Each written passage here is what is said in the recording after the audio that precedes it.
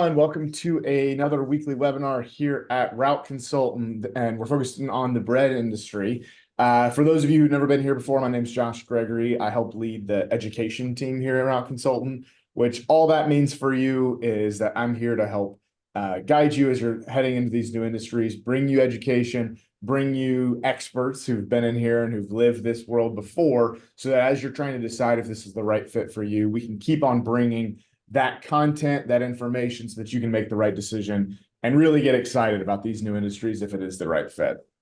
Now, the way today will work, if you've never been here, is we will have some content, some things that we'll run through that we want to teach you about today. And then at the end, we will have Q&A, and those questions that you bring can be on anything. It can be on what we talk about today or anything about the industry as a whole, and we'll be here to answer if you have any of those.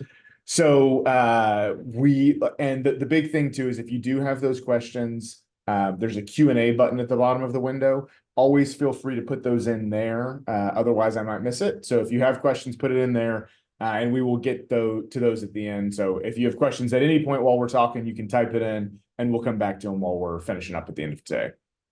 So if you haven't been here the last few weeks and months, we've got all of our previous ones up on YouTube, so you can go back and spend as much time going through those as you want, and we'll continue to have these posted on YouTube afterwards, so some of you may be watching after the fact, not here live, and we will always have those as free webinars for you all.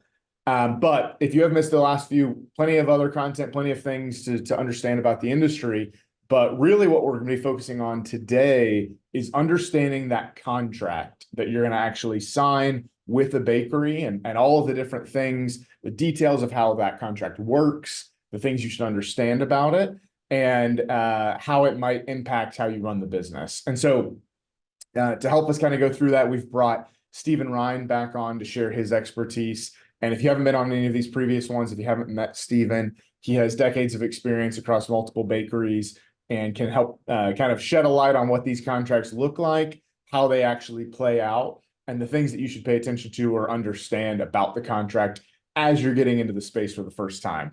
So Stephen, if you want to go ahead and come on and say hello. Good afternoon, Josh. It is great to be back with you. It's always good to have you. So before we go too far, I think a quick thing that I want to emphasize for everyone about this space is the first thing in general is it is fantastic that there's a contract at all. That is not always the case in a lot of these logistics industries.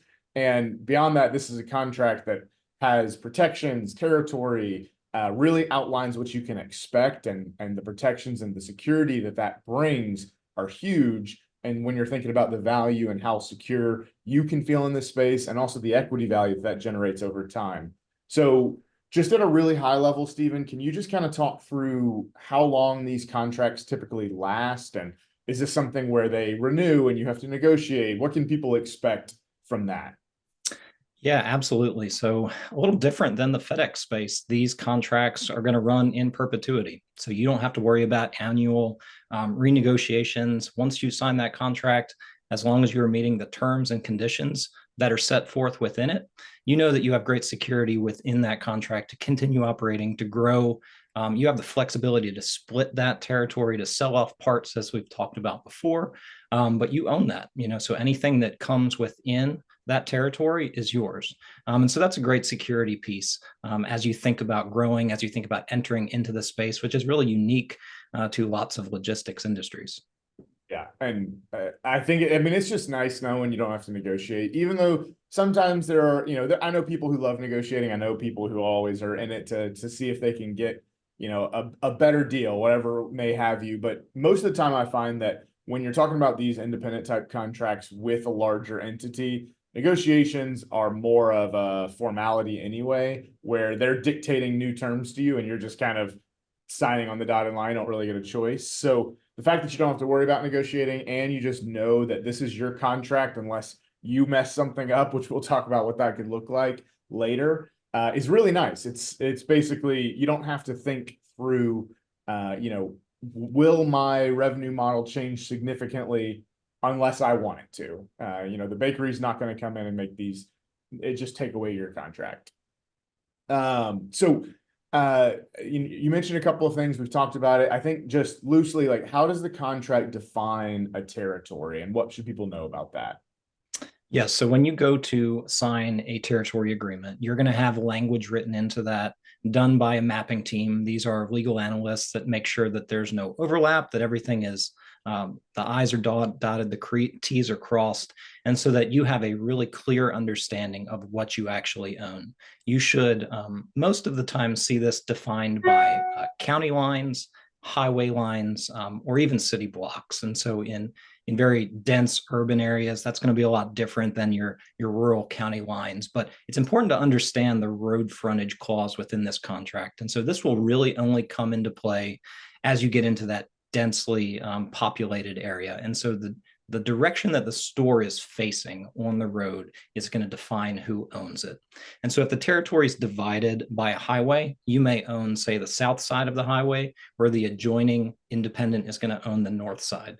So it's important to understand that as you go to evaluate purchasing a business. If you're driving the territory and you see there's this big new supercenter being built right across the street, you want to make sure it's not being sold because of that big distribution center. And so that doesn't happen very often, but it is important to understand that as you look at the territory you're purchasing. So would it just say like you have the north side of Highway I-65? Like it would just actually lay it out like that?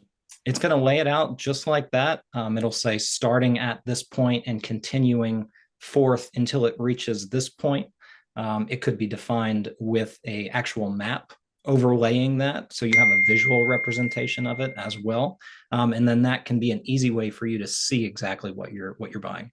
But the contract team is there to help you. So if you have any questions about that, certainly ask as you're moving toward acquisition. Got it. Now, these territories, are they exclusive? Can somebody else sell in your territory? How does that work? Yeah, this is huge. It's a tremendous benefit. You are purchasing exclusive distribution rights of the products that are written into the consignment agreement. And so anything that is branded for your product is yours. Now, some companies may have some partner brands, maybe private label. Maybe there is a national contract with a restaurant chain, maybe a cookout. And so these are not written into the contract. They're not protected.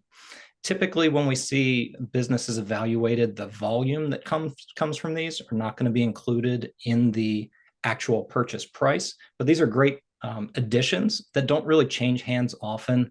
They're just not written into the contract for various reasons. Okay, so those other kinds of products, how is the only way you would know that you have access to it if it's not in the contract is just from the previous owner telling you about it?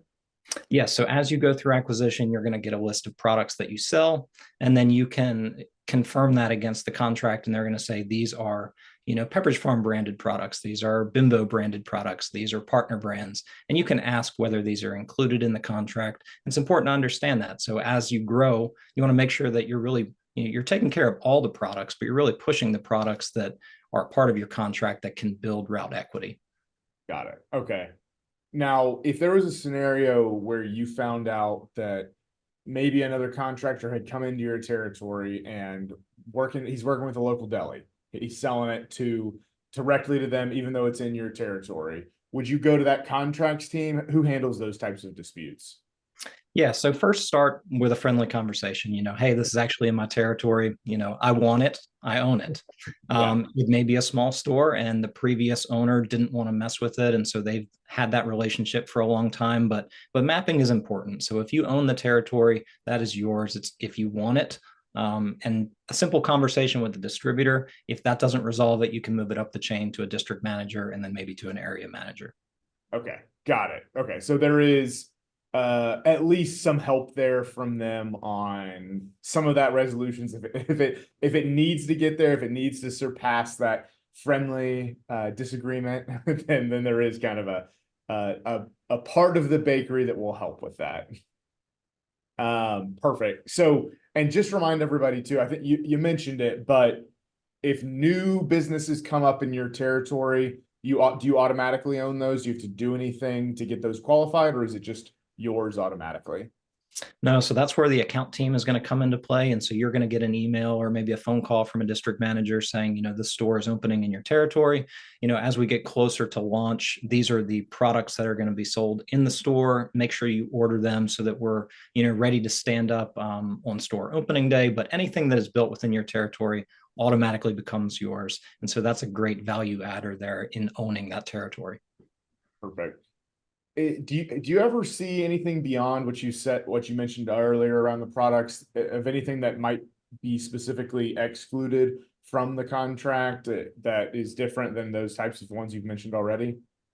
Sure. So e-commerce is an exception. And so you may be distributing to, and this is to allow for direct to consumer distribution. So you may have an Amazon fulfillment center in your territory that you are supplying, but then they have the flexibility to then go on your behalf and deliver that product directly to the customer.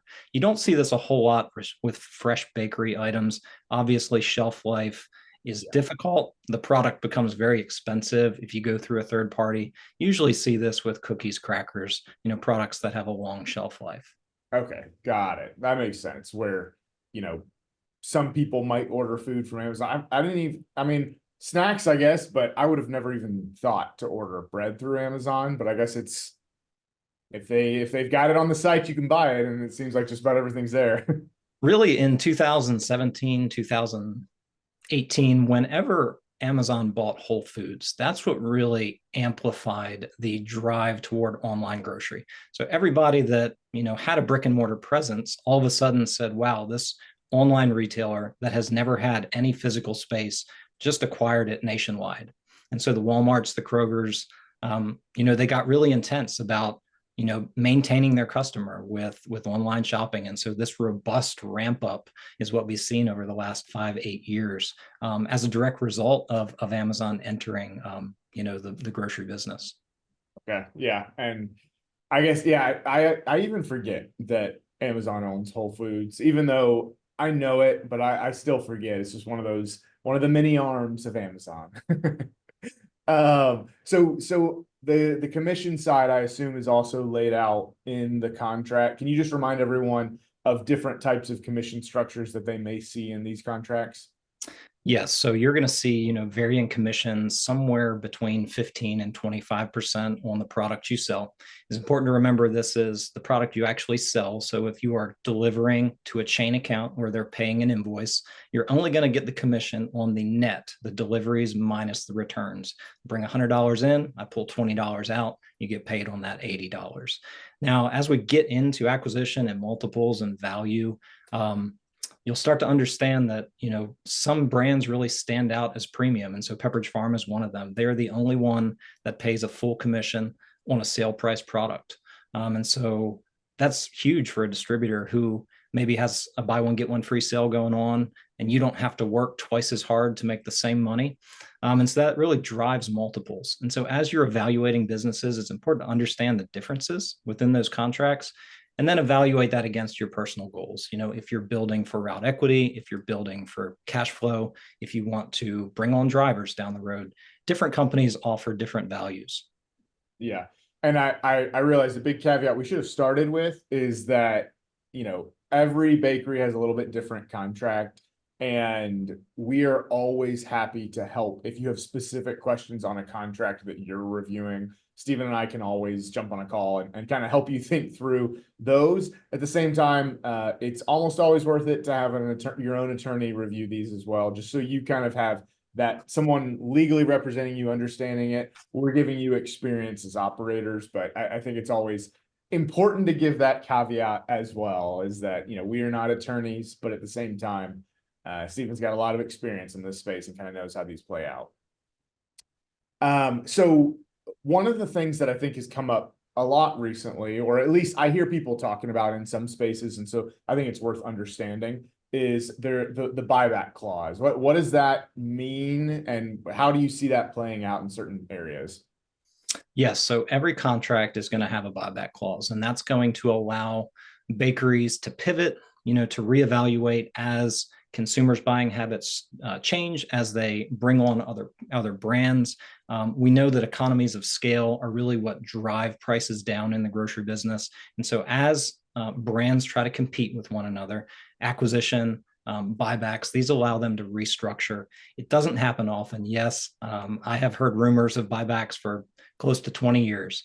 And we're just starting to see some of those come to fruition, but they're often a good value adder where you're operating in a more efficient manner.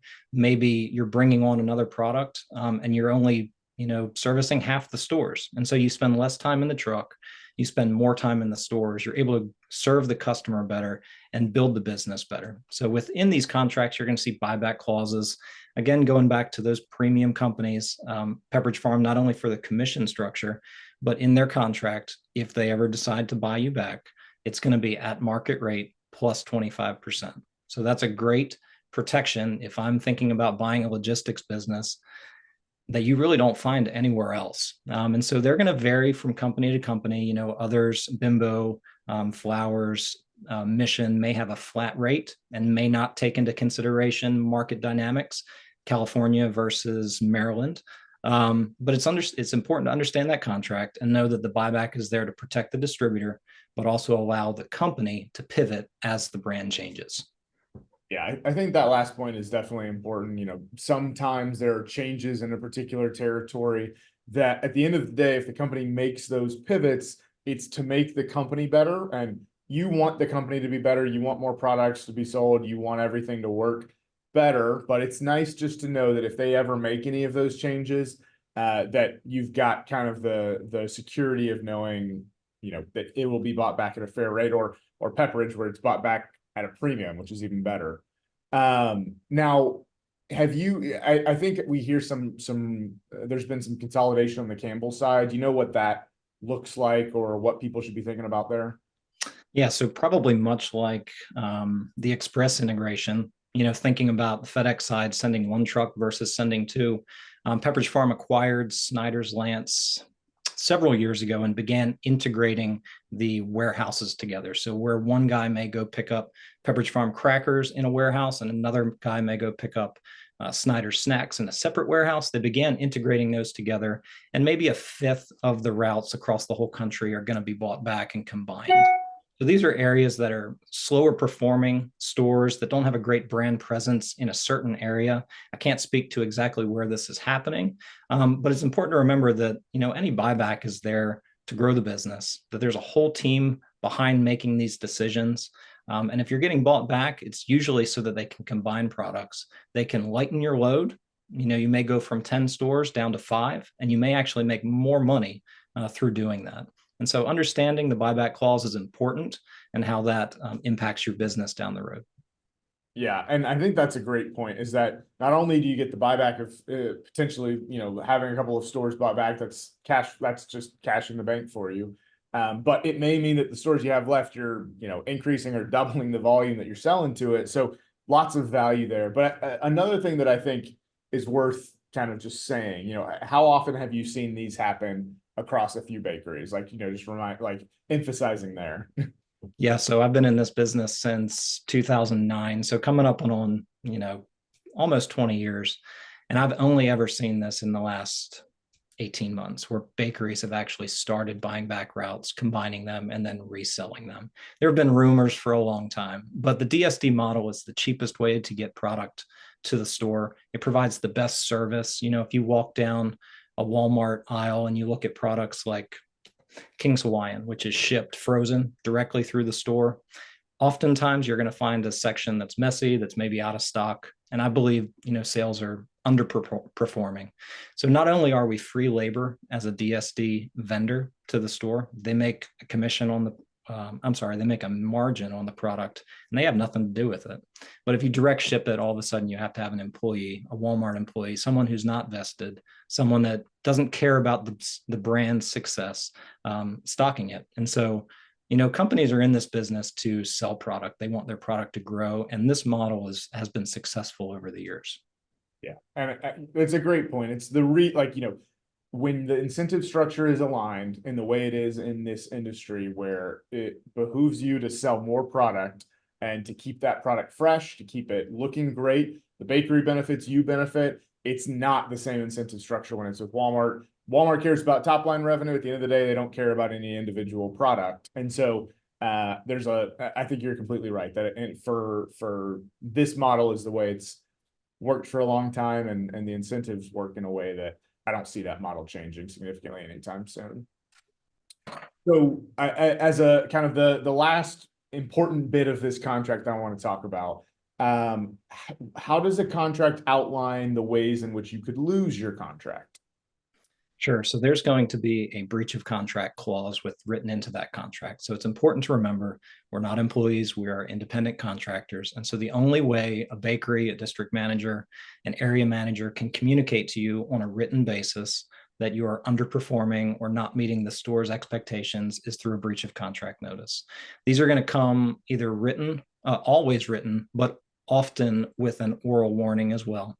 And so you're going to have 48 hours to 5 days, depending on the contract, to rectify the issue. That could be in-stock conditions, that could be showing up late to the store, that could be merchandising.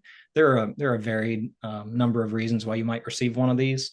I've received a few in my day, and certainly they come with a little bit of a gut punch. So it's frustrating, but it's a part of the business. Understand that you have to get dozens of these and on a continued basis for there to really be an issue with them coming in and taking your route. I've only ever seen one actually taken, and it was for theft, and a lot of theft. So be honest, run your business with the utmost integrity, serve the customer well. When you get one of these, if you get one of these, respond to it, have a good relationship with your district manager, and you'll be just fine. Perfect. Yeah. Now, when you say respond to it, what did you typically do when you got one of these? Like, what are the steps you would take there? So figure out what the issue is, right? So if it's service time, if, my guy's not getting there before the receiver goes to lunch, how can we rework the route to make that happen? Is he showing up late? Is he getting stuck in traffic? What is the reason?